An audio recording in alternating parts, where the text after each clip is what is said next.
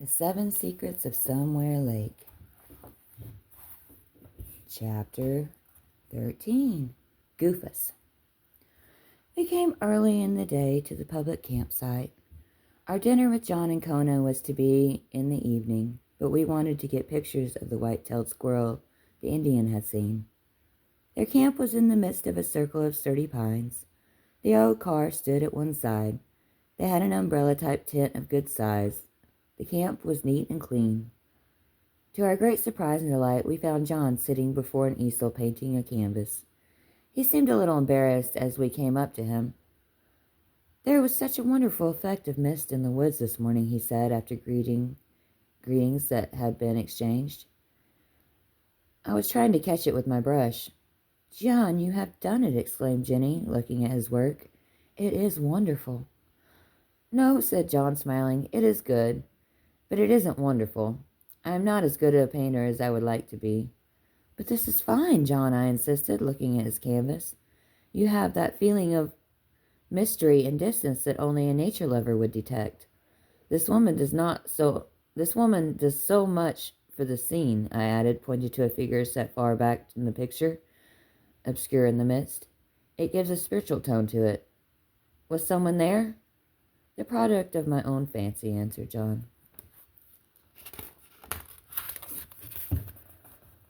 Kona came out of the tent at that moment and got our attention with his giggles. In his hand was another painting, showing the Grand Canyon as seen from Bright Angel's Point.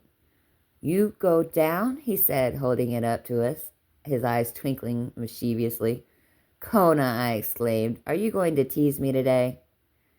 Likely I would have picked him up and given him the mock spanking he was expecting, except for John's quick move. He knelt beside the boy, looking him right in the eye, talking slowly and earnestly in Hopi. Kona listened closely, uttered a few words in his own, which John answered, and then nodded his head understandingly. I do not want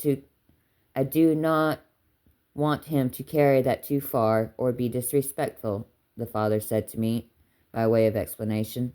"Little ones sometimes don't know where to stop." "But it wasn't fun, John," I protested. "I think it is cute for him to tease." "To do it once, yes," replied the Indian. "To carry it on would not be wise. He understands now, and he will only wants to do the right thing. I am sure he will not say that again." And Kona never did. His obedience was remarkable.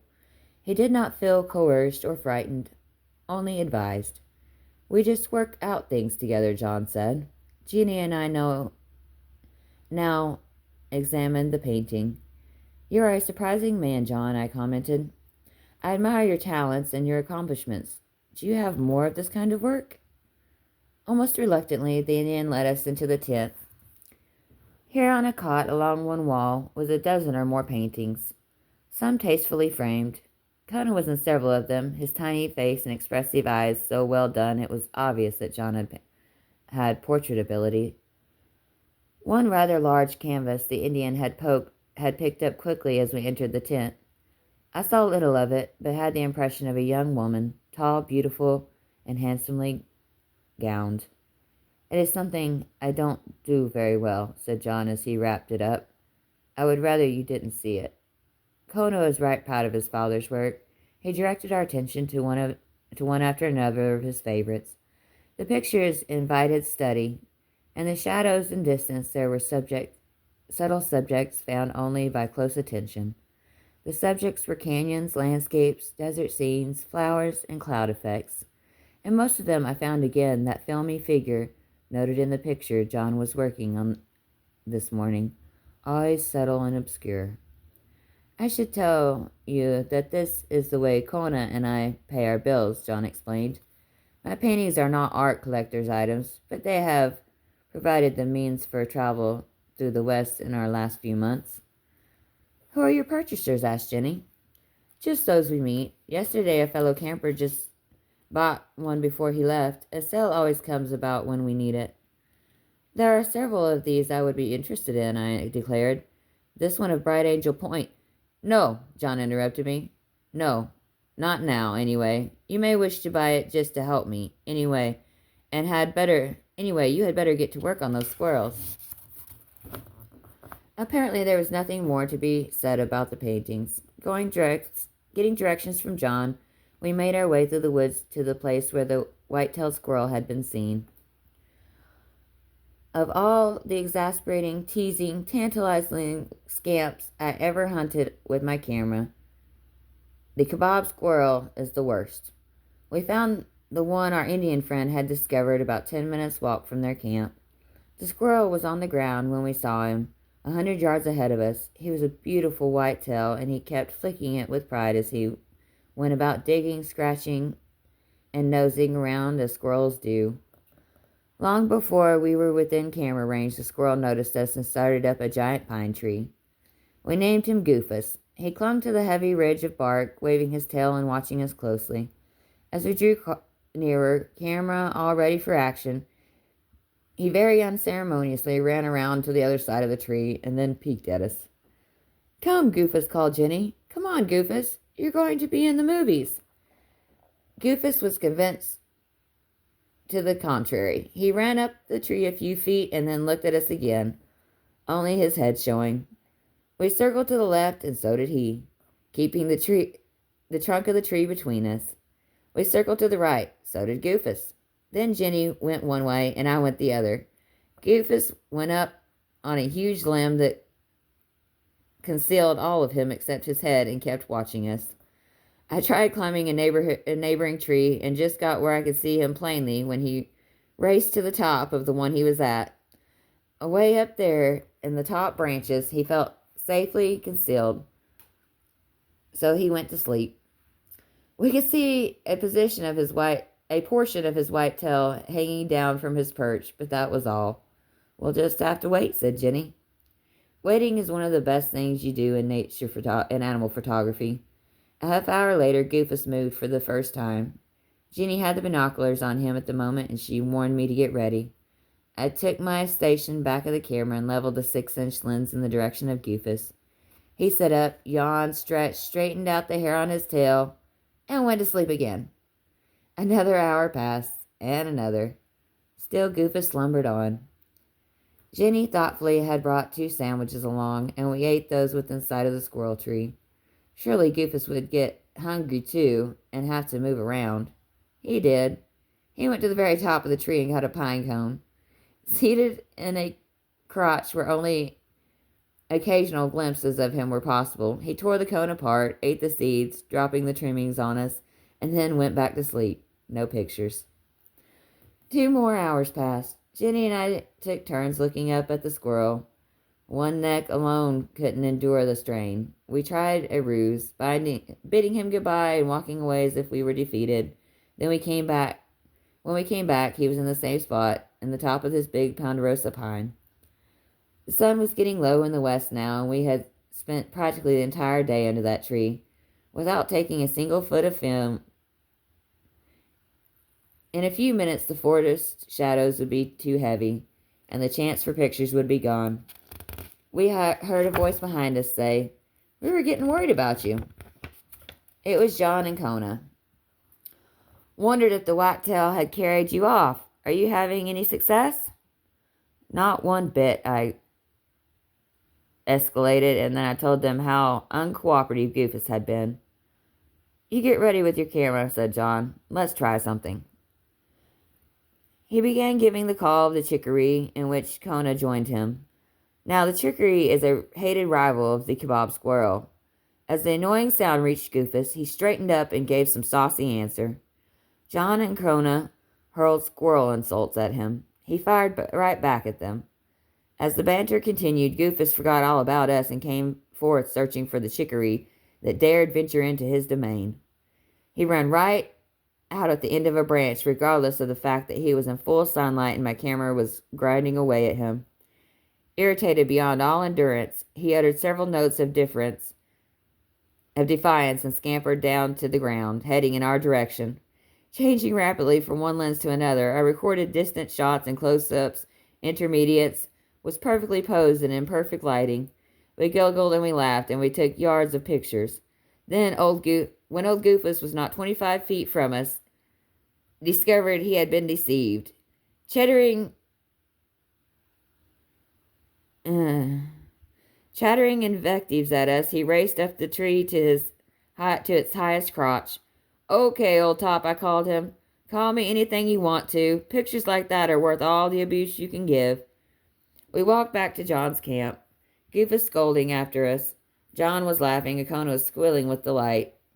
"We are certainly indebted to you two chickarees," Jenny said. "Goof has had us just about whipped." John's dinner was fine. We ate out under the pines, watching the soft pastel shades of evening settle on the forest. What we were most impressed with was the absolute cleanliness which prevailed at this camp. Kona was washed and thoroughly polished before dinner, and the amazing thing was that he liked it. We all took part in washing the dishes, and when John built a huge cherry campfire. The north rim of the canyon is some 8,000 feet above sea level, and even summer evenings have a frosty feel to them. We drew close to the fire. Conversation drifted to our home in Wisconsin, and we answered many questions about our friendly animals. Kona seemed to catch some of the conversation, though John frequently interpreted facts for him. How big was Inky? Were Rack and Ruin still there? How about Bobette? We told of Zipper, Zowie, Zany, and Xenia, while Kona pressed his father for the stories in a tongue he understood. His giggles were the same in English as they would be in Hopi, however. Feeling safe with these people and at some great distance, we told of the 7 secrets of Somewhere Lake. "You know," said John after a period of silence, "I once hoped I would never meet you." We looked at him questioningly. "Well, I was afraid you were not real. I did not want to be disillusioned. Now I know you are real." He paused a moment in deep thought, then continued in quiet tones. "I am proud to be Hopi," he said with feeling. "Our real name is Hopitu Shinimu, and it means the peaceful people. Usage has shortened it to Hopi. We have always been kind to the animal people with whom we share the world, and we have not been fighters, destroyers. I am proud to be Hopi." There was another period of silence. The fire burned, merely the crackling of the dry pile wood echoing back through the woods. Kona silently moved up to Jenny, and her arm slipped around him. "He is tired," observed John. "Bohunk, is it time for our good-night song?" Kona nodded and came to his father. John got to his knees and circled his arms around the lad as they both faced the fire. Their eyes closed, and simultaneously they began to chant. Once Kona forgot the words and had to be prompted, but he spoke the difficult Hopi sentences clearly and well. It was an impressive little ceremony, and we were sorry when it was done. "May we have an interpretation?" asked Jenny. "This is as clear as I can give it to you," John replied. "O Great One, another day is done. We have seen the glory of another sun. Now the evening shadows are falling. Now your peace comes to the earth. Give me, O Great One, for your rest, and sleep prepare me for tomorrow." As John was speaking, Kona moved quietly back to Jenny. The union of the two was complete now. She took him in her arms, and while the shadows of the campfire flames danced upon them, he went to sleep. John's lips spread into a warm smile as he looked at them. "That is what he needs," he said, though his words seemed intended only for himself. "John," I said, "you fascinate me and puzzle me at the same time. Your use of the English language, that was not learned in the great spaces of the West." "No," he said, laughing a little. "No, it was not. Perhaps I owe you a little bit of an explanation. I was born in an Indian world, but I was educated at your schools. My people, the Hopi, were builders, making houses ages ago out of the mud and wood. I wanted to be a builder, so when schooling was available to me, I took all I could get, majoring in art and architecture, finally graduating from college. You see, I have learned more about the language and ways of your people than I did of my own." John was thoughtful for a few minutes. He sat staring into the campfire while he toyed with his memories. The tense muscles of his bronze face caused little valleys in his cheeks. Then he spoke again. It was as if he had lost consciousness of our presence and was addressing his own words to the fire. My experience has been a trying one. Perhaps it was my fault, I do not know. Maybe I should have been wiser. When my education was complete, my heart was singing with high idealism. I was to do great works, to see beautiful structures built of my design and plans. He laughed. Huh! I have been taught that all men are created equal, that the color of the skin and the kind of the ancestors make no difference. I had not been out in the world long until I commenced to realize this was not yet true. I found that I was not wholly accepted by white society. The opportunities were denied me, not because I lack ability, but because I was born an Indian. John got to his feet. He rearranged the fire and then walked back into the night to obtain more wood. I stared after him, feeling the strength and sadness of his story. It was not the first time I had known the plight of the Indian, who is educated out of one way of life to find he is not accepted in another. John placed 2 large logs on the fire and resumed his seat. Am I boring you with my personal troubles? He asked. No, John, no, I assured him. I am complimented that you would talk to me this way. I believe I need to talk, he said. I have thought and thought until I go around in circles. The Hopi say, evil thrives in secret darkness. It disappears in sunlight. If I had been the only one in my picture, the problem would have been easier. I could have taken the rebuffs and disappointments and kept working to reach the level of accomplishment where my work would speak for itself. Men of all races and colors have done that. However, I had met Polemina. He spoke the name with the same emphasis which had been in evidence when he told me the previous day that Kona's mother was gone. He shifted his position, his lips drew tight, and his eyes flashed in the firelight. Steadying himself, he continued, That is my name for her. Polomina, the butterfly girl. She was beautiful. And we were so in love we could recognize no barriers. We were married over the objections of her people and mine. We established our home in a big city. We were happy, too, and soon Koma came along to make us still happier. But the problem of work became more and more difficult for me, as did the social problems. Neighbors and friends were nice to us, but we always had the feeling they were doing it because they thought they ought to. It was a constant strain, and sometimes I found Paulimina crying. There was another pause, and he went on. Surely I gave her little to be proud of. I worked as a laborer, I drove a truck, did anything I could to make a living. Her family had always lived at respected levels, and had fine records of accomplishment. What hurt us worst was to realize the handicap that Kona would carry. But John, I broke in, there have been people with Indian blood who have reached high levels in America. Vice President Curtis, for instance. Yes, I know that, he agreed. But for everyone who has broken through the opposed forces, there is 100 who have been broken by them. There was a long period of silence now. Ginny drew Kona more tightly to her. John rose to his feet and stood with his back to the fire, so we could not see his face. After many minutes, he spoke. Well, we became desperate, he said. We came west, hoping that the Indian world might offer us better opportunity for happiness than we had found in the city. I planned to turn to my painting. We went through pitiful poverty. Poor Palomina. The change was too much for her. She had been raised in luxury, and in the West she was plunged into a most crude surroundings. She struggled bravely, but the task was too great. One day, he had to pause and steady his voice. One day she left while I was out seeking work. There was a note saying she could stand it no longer. She asked me to care for Kona, and we would fare better in my world than in hers. She gave me instructions on what to do for him and said, though her heart was breaking, that if I wished him to have another mother, she would give me my freedom. She asked me never to try to find her, and that she was ashamed of what she was doing and unworthy of Kona or me.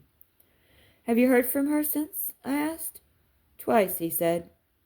2 letters have come giving me additional instructions about Kona, but they gave no address where I could reach her.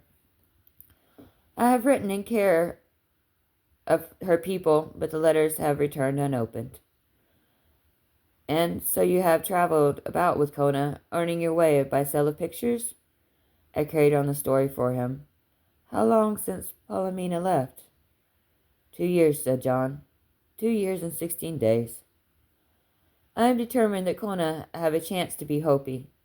Soon he will reach school age, and he will learn the culture of the white race. But I am teaching him Hopi.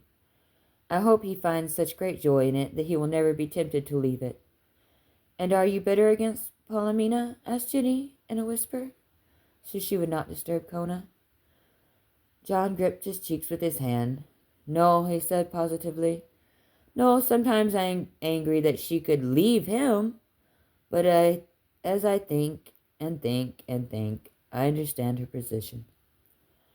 And she is still the central figure in your heart, I observed, and that fact makes you paint her into your pictures. She is the misty figure, is she not? John's answer was a delayed nod. He drew himself to his full length, with an air that savored of pride. The Hopis say that a man is weak indeed who asks another to help bear his sorrow. Please forgive me. John, I said earnestly, we are honored by your confidence.